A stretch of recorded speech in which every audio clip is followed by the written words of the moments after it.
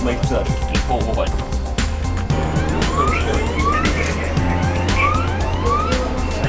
広島丸です。11時16分にエグリスが乗っ取られた。まず船は安全な状態ですか？現時点ではお客様の商品やお届けの遅延などといった被害についての発生はございません。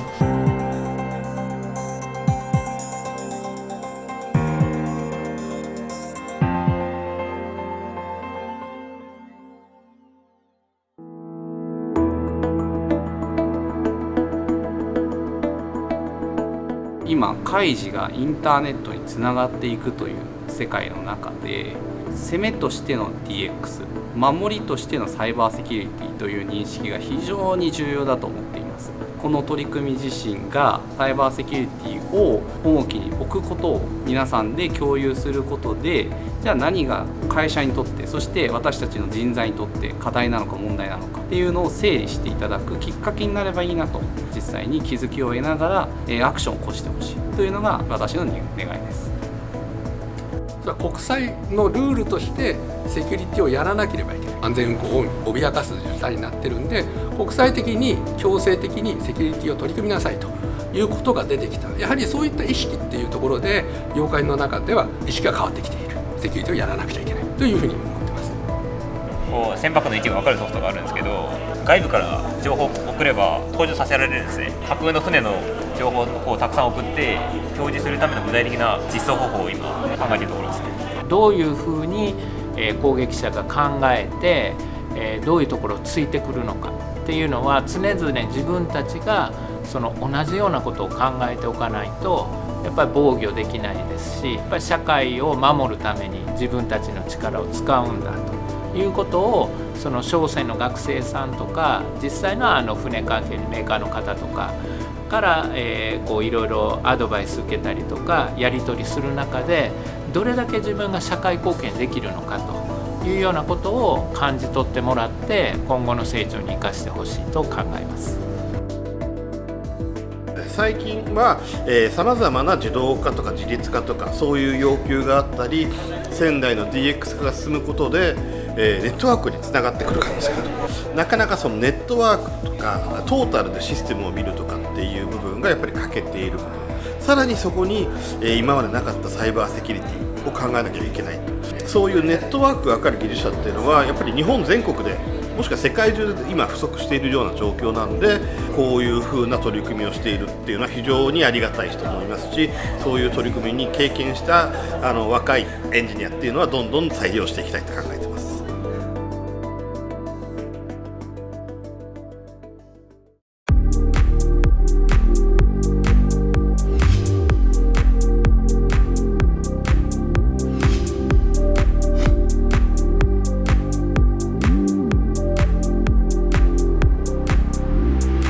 Windows と、その仮想上の OS 両方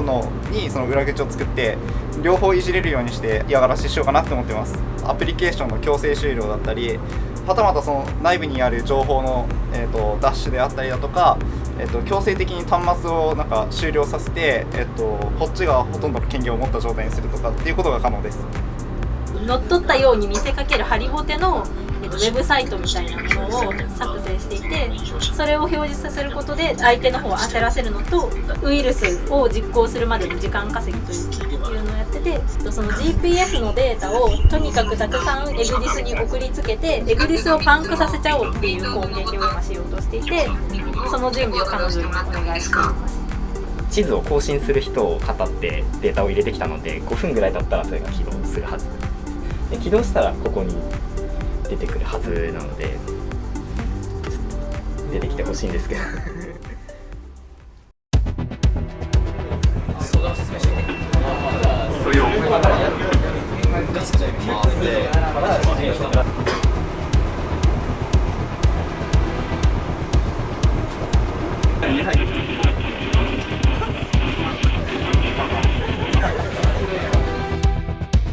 エグリスの画面に今すぐ5兆円を振り込んでくださいって出てきたんですけど、エグリスの画面に、何か凶悪文のようなものが出てきた。そうですね、時間制限があるんですけど、あと8分以内に。わかりました。じゃあ、こちらインシデントチームの方でちょっと対応しようとは思うんですけど、これ以外何か影響っていうのはありますか？データが漏洩しましたと。今、高校自体はイグディスなしでも可能ですか？そうですね、今のところはしばらくの間、イグディスなしでも可能ですね。まず、何も操作しないでくださいっていうことを伝えてください。緊急の対応といたしましては、何も操作しない、何も触らないでというふうな形でお願いします。まずこれお金を請求されている状態なので、経営の方にそういう事態がありましたっていうのを伝えなければならないのと、対策本部設置の確認をお願いします。現状としましては、ランサムウェアということを確定して、エクディスが使用不可になっていることとのことで、現在エクディスなしで目視による運行をしています。ネットワークから切断して、そのまま現状保持の状態にしています。乗組員の個人データが、あったので、流出している恐れがあるので、こっちに戻ってきてから、それの調査したいと思っています。そういう情報があるような PC というのが今はネットワークから離れているという考えでいいですか？そうですね、はい。本当ですか？クルー PC とかってことですか？そうですね。多分その原因が分かってないんであれば、リスクを下げるような努力を考えた方がいいんじゃないですかね。はい、わかりました。頑張ってください。はい、ありがとうございます。失礼します。ランサムウェアであることの点ってごめん、船側に。船側だったらこっちじゃないとこっちじゃないかな。本日はご多忙の中、お集まりいただきましてありがとうございます。広島丸、安全運航責任者の吉田でございます。まずは、乗客の皆様、ご家族の皆様、関係者の皆様には多大なご迷惑をおかけしております。誠に申し訳ございませんでした。まず15時10分過ぎに AIS の動きが止まりました。